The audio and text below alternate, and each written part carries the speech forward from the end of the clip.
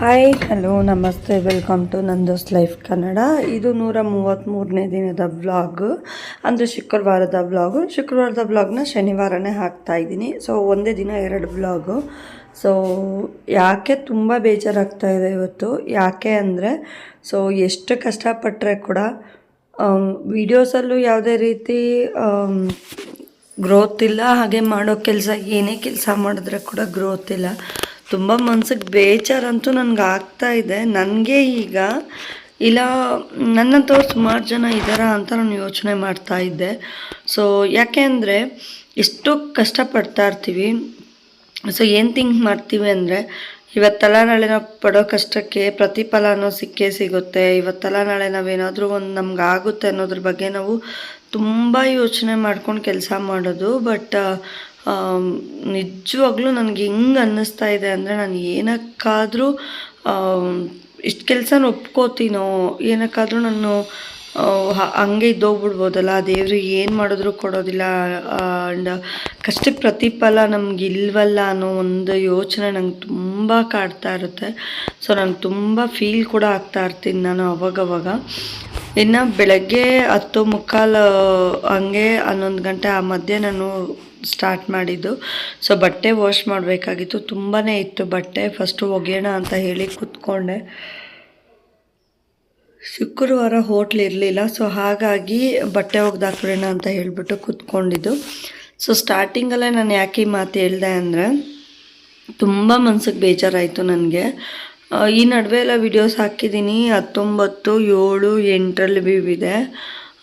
ಮತ್ತು ಶನಿವಾರದಿಂದ ಅಂಗಡಿ ಸ್ಟಾರ್ಟ್ ಮಾಡಿದ್ದು, ಅಲ್ಲಿ ಕೂಡ ತುಂಬ ಕಡಿಮೆ ಅಂದರೆ ಕಡಿಮೆ. ಆ್ಯಂಡ್ ಬಜ್ಜಿ ಬೋಂಡ ಹಾಕಿದೆ, ಅದರಲ್ಲೂ ಕೂಡ ಏನು ಅಂತ ಹೇಳ್ಕೊಳೋದಿಲ್ಲ. ಸೊ ತುಂಬ ಮನ್ಸಿಗೆ ಬೇಜಾರಾಗ್ತಾಯಿತ್ತು, ದುಃಖ ಅಂತೂ ನಂಗೆ ಸಿಕ್ಕಾಪಟ್ಟೆ ಆಗ್ತಾಯಿದೆ. ಸೊ ಏನು ಕೆಲಸ ಮಾಡೋಕ್ಕೂ ಇಂಟ್ರೆಸ್ಟ್ ಇಲ್ಲ, ಸುಮ್ಮನೆ ಸೈಲೆಂಟಾಗಿ ಇದ್ದೋಗ್ಬಿಡೋಣ ಅಂತ ಅನ್ನಿಸ್ತಾ ಇರುತ್ತೆ. ಬಟ್ ಆದರೂ ವಿಧಿ ಇಲ್ಲ, ಏನಾದರೂ ಮಾಡಲೇಬೇಕು ಅನ್ನೋ ಒಂದು ಮೈಂಡಲ್ಲಿ ಕೂತಿರುತ್ತಲ್ಲ, ಸೊ ಅದನ್ನು ಮಾಡಿಕೊಳ್ಳೇಬೇಕು. ಇನ್ನು ನನಗೆ ಅನಿಸಿದ್ದೇನಪ್ಪ ಅಂದರೆ, ಸೊ ಮೋಸ ಮಾಡೋರಾಗಿರ್ಬೋದು, ಇಲ್ಲ ಇನ್ಯಾರಿಗೋ ಏನೋ ಮಾಡೋ ಅಂಥವ್ರು ಚೆನ್ನಾಗಿರ್ತಾರೆ. ಸೊ ನಿಯತ್ತಾಗಿ ದುಡಿಯೋರಿಗೆ ದೇವ್ರು ಯಾವತ್ತೂ ಒಳ್ಳೇದು ಮಾಡೋದಿಲ್ಲ ಅಂತ ಅನ್ನಿಸ್ತಾ ಇದೆ ಸ್ಟ್ರಾಂಗಾಗಿ.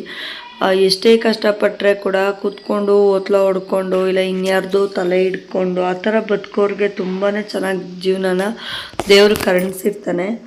ಆದರೆ ನಾವಿಷ್ಟೆಲ್ಲ ಕಷ್ಟಪಟ್ಟು ಇಷ್ಟೆಲ್ಲ ಇದು ಮಾಡಿದ್ರೆ ಕೂಡ ದೇವ್ರು ನಮಗೆ ಕರುಣೆ ಅನ್ನೋದು ಕೊಟ್ಟೇ ಇಲ್ಲ. ಇನ್ನು 3 ಗಂಟೆಗೆ ಹೋಟ್ಲಿಗೆ ಬಜ್ಜಿ ಮಾಡೋಣ ಅಂತ ಹೇಳಿ ಸ್ಟಾರ್ಟ್ ಮಾಡಿದೆ. ಫಸ್ಟು ಬೋಂಡಕ್ಕೆ ಈರುಳ್ಳಿ ಎಲ್ಲ ಕಟ್ ಮಾಡಿದರು. ಈರುಳ್ಳಿ, ಹಸಿಮೆಣ್ಸಿನ್ಕಾಯಿ, ಪುದೀನ, ಕೊತ್ತಂಬರಿ, ಹಾಗೆ ಸಬ್ಬಕ್ಕಿ ಸೊಪ್ಪು, ಮೈದಾ, ಅಕ್ಕಿ ಹಿಟ್ಟು ಮತ್ತು ಕಡಲೆ ಹಿಟ್ಟು ಹಾಕ್ಬಿಟ್ಟು ಸ್ವಲ್ಪ ಉಪ್ಪು ಸೋಡಾ ಹಾಕಿ ಅದಕ್ಕೆ ಕಲಿಸ್ಕೊಂಡೆ. ಆಮೇಲೆ ಬಜ್ಜಿಗೆ ಕಲಿಸ್ಕೊಂಡೆ. ಆಲೂಗಡ್ಡೆ, ಮೆಣಸಿನ್ಕಾಯಿ, ಹೀರೆಕಾಯಿ ಎಲ್ಲನೂ ಅದಕ್ಕೆ ಕಟ್ ಮಾಡಿ ಇಟ್ಕೊಂಡಿದ್ದು. ಇನ್ನು ಬಜ್ಜಿ ಹಾಕಬೇಕಾದ್ರೆ ಎಣ್ಣೆ ಸ್ವಲ್ಪ ಕಾದಿರಬೇಕು, ದೊಡ್ಡದು ಬಾಣಲಿ ಇರಬೇಕು, ದೊಡ್ಡ ಸ್ಟವ್ ಇರಬೇಕು. ಸೊ ಅದನ್ನ ಕೂಡ ಎಲ್ಲ ಪ್ರಿಪೇರ್ ಮಾಡಿ ಇಟ್ಕೊಂಡಿದ್ದೆ. ಮನೆಯಲ್ಲಿಂದ ಗಾಡಿ ತಳ್ಕೊಂಬಂದು ಬಜ್ಜಿ ಬೋಂಡ ಹಾಕೋದಕ್ಕೆ ಸ್ಟಾರ್ಟ್ ಮಾಡಿದ್ದು. ಸೊ ಬಿಸ್ನೆಸ್ ಕೂಡ ಹೇಳ್ಕೊಳಂಗೇನಿಲ್ಲ, ಬರೀ 120, 130 ರೂಪಾಯಿ ಅಷ್ಟೇ ಬಿಸ್ನೆಸ್ ಆಗಿದ್ದು. ಎಲ್ಲ ಹಂಗೇನೆ ಉಳಿದೋಗ್ಬಿಟ್ಟಿತ್ತು, ತುಂಬ ಬೇಜಾರಾಗ್ತಿತ್ತು. ಹಾಲು, ಟೀ ಕೂಡ ಓಡಿರಲಿಲ್ಲ. ಸೊ ಬೇರೆ ನಾವು ಇಷ್ಟೆಲ್ಲ ಕಷ್ಟಪಟ್ಟು ಮನೆಯವ್ರಿಗೋಸ್ಕರ ಎಲ್ಲ ಸ್ಯಾಕ್ರಿಫೈಸ್ ಮಾಡಿ ಮಾಡೋರಿಗೆ ದೇವರು ಏನೂ ಕೊಡೋದಿಲ್ಲ. ಹಾಗೆ ಎಲ್ಲ ಇಲ್ಲ, ಅವರು ನಾನು ಚೆನ್ನಾಗಿರಬೇಕು, ಫಸ್ಟ್ ನಾನು ಇದಾಗಬೇಕು ಅಂತ ಇದು ಮಾಡ್ತಾರಲ್ಲ, ಅಂಥವ್ರಿಗೆ ದೇವ್ರು ಎಲ್ಲನೂ ಚೆನ್ನಾಗೇ ಕೊಡ್ತಾನೆ. ನೈಟ್ ಬಂದೆ, ಅಮ್ಮ ಮುದ್ದೆ ಎಲ್ಲ ಮಾಡ್ಕೊಂಡು ತಿಂದ್ಬಿಟ್ಟಿದ್ರು, ನಮಗೂ ಊಟ ಹಾಕಿದ್ರು, ಅಡುಗೆ ಮಾಡಿಕ್ಕಿದ್ರು. ಇನ್ನು ನಾನು ಬಂದು ಊಟ ಎಲ್ಲ ಆದಮೇಲೆ ಪಾತ್ರೆ ಎಲ್ಲ ಉಜ್ಜಾಕ್ಬಿಟ್ಟು ಗ್ಯಾಸ್ ಎಲ್ಲ ಕ್ಲೀನ್ ಮಾಡೋಣ ಅಂತೇಳಿ ಗ್ಯಾಸೆಲ್ಲ ಕ್ಲೀನ್ ಮಾಡಿ ಇನ್ನು ಹೋಗಿ ಮಲಗೋದೇನೆ. ಇವತ್ತಿನ ರೊಟೀನು ಇಷ್ಟೇ, ಯಾಕಂದರೆ ನಡುವೆ ರೊಟೀನ್ನ ನೀಟಾಗಿ ನಾನೇನು ಕ್ಯಾಪ್ಚರ್ ಮಾಡೋಕ್ಕಾಗ್ತಾಯಿಲ್ಲ. ಸೊ ರೀಸನ್ ಇಷ್ಟೇ, ವರ್ಕ್ ಜಾಸ್ತಿ ಆಗಿರೋದ್ರಿಂದ ಏನೂ ಅಷ್ಟೊಂದು ಕ್ಯಾಪ್ಚರ್ ಮಾಡೋಕ್ಕಾಗ್ತಾಯಿಲ್ಲ. ಇನ್ನು ದೇವ್ರ ಮೇಲೆ ಭಾರ ಹಾಕಿರೋದು ಹಂಗೆ ಇದೆ. ದೇವ್ರ ಇಚ್ಛೆಯನ್ನು ಮುಳುಗಿಸ್ತಾನೋ ತೇಲಿಸ್ತಾನೋ ದೇವ್ರಿಗೆ ಬಿಟ್ಬಿಟ್ಟಿದ್ದೀನಿ ನಾನು. ತುಂಬ ಅಂತೂ ಕಷ್ಟಪಡ್ತಾ ಇದ್ದೀನಿ. ಇವತ್ತಲ್ಲ ನಾಳೆ ನನಗೆ ಏನಾದರೂ ಒಂದು ಜೀವನದಲ್ಲಿ ಸಕ್ಸಸ್ ಸಿಗುತ್ತಾ ಅಂತ. ಈ ಕಡೆ ವೀಡಿಯೋಸ್ಗಾಗಿರ್ಬೋದು, ಆ ಕಡೆ ಈ ಕಡೆ ಯೂಟ್ಯೂಬ್ಗಾಗಿರ್ಬೋದು, ಆ ಕಡೆ ಅಂಗಡಿಗಾಗಿರ್ಬೋದು, ಹೋಟೆಲ್ಗಾಗಿರ್ಬೋದು, ಎಲ್ಲದಕ್ಕೂ ನನ್ನ ಪ್ರಯತ್ನ ನಾನು ಪಡ್ತಾನೇ ಇದ್ದೀನಿ. ಸೊ ಅದು ದೇವ್ರ ಇಚ್ಛೆ. ದೇವ್ರು ಏನು ಕೊಡ್ತಾನೆ, ಹೇಗೆ ಕೊಡ್ತಾನೆ ಅನ್ನೋದು ನಮಗೆ ಗೊತ್ತಿಲ್ಲ. ಸೊ ನಾನಂತೂ ವೆಯ್ಟ್ ಮಾಡ್ತಾ ಇದ್ದೀನಿ. ಒಳ್ಳೆ ದಿನಗಳು ಯಾವತ್ತು ಬರುತ್ತೆ, ಒಳ್ಳೆ ದಿನಗಳು ನಮಗೋಸ್ಕರ ಇದೆಯಾ ಇಲ್ವಾ ವೆಯ್ಟ್ ಮಾಡ್ತಾ ಇದ್ದೀನಿ. ಸೊ ಅದಂತೂ ನನಗೆ ಖಂಡಿತವಾಗ್ಲೂ ಗೊತ್ತಿಲ್ಲ ನಮ್ಗೆ ಒಳ್ಳೇದಾಗುತ್ತಾ, ಒಳ್ಳೆ ದಿನಗಳಿದೆಯಾ, ನಾವೇನಾದರೂ ಅಚೀವ್ ಮಾಡ್ತೀರಾ ಅನ್ನೋದು ನಂಗೆ ಸತ್ಯವಾಗ್ಲೂ ಗೊತ್ತಿಲ್ಲ. ಬಟ್ ಆದರೂ ಹೋಪ್ಸ್ ಮೇಲೆ ಒಂದು ಇದನ್ನು ನಡೆಸಬೇಕು ಅಂತ ಹೇಳಿ ನಡೆಸ್ತಾ ಇದ್ದೀನಿ.